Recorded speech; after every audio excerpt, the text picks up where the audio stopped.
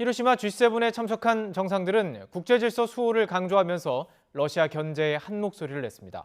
이런 가운데 젤렌스키 우크라이나 대통령도 이번 정상회의에 참석할 가능성이 나오고 있어서 논의의 급물살을 탈 것으로 보입니다. 도쿄에서 김세호 특파원의 보도입니다.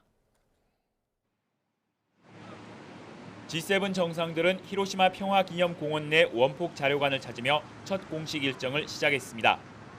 G7 정상이 함께 모여 원폭 자료관을 방문한 것은 이번이 처음입니다. 이후 G7 정상들은 핵 군축과 러시아 제재 등을 중심으로 한 우크라이나 정세를 집중 논의했습니다. 기시다 총리는 이번 정상회의를 통해 G7 국가들의 단합된 목소리를 강조했습니다. 国際社会が直面する諸課題の解決に向けた我々の断固たる決意をこの広島の地から共に強く発信していきたいと思います。 이런 가운데 애초 온라인으로 G7 정상회의 참석 예정이었던 볼로디미르 젤렌스키 우크라이나 대통령이 히로시마를 직접 방문할 가능성에 무게가 실리고 있습니다.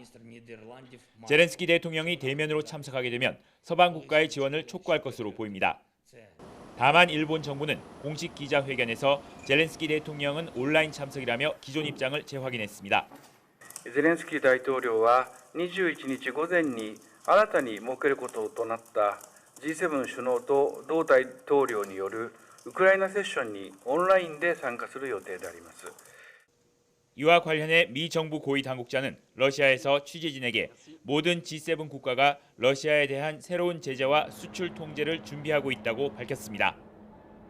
이 당국자에 따르면 러시아와 다른 국가 내 70개 기업이 미국 수출이 금지되고 개인과 기업 등에 대한 제재 300건이 부과될 전망입니다. 이번 G7 정상회의를 통한 대러 전선이 더욱 선명해질 것으로 보이는 가운데 젤렌스키 대통령의 대면 참석까지 확정되면 러시아 제재와 우크라이나 지원 논의는 더욱 급물살을 탈 것으로 보입니다. 도쿄에서 YTN 김세호입니다.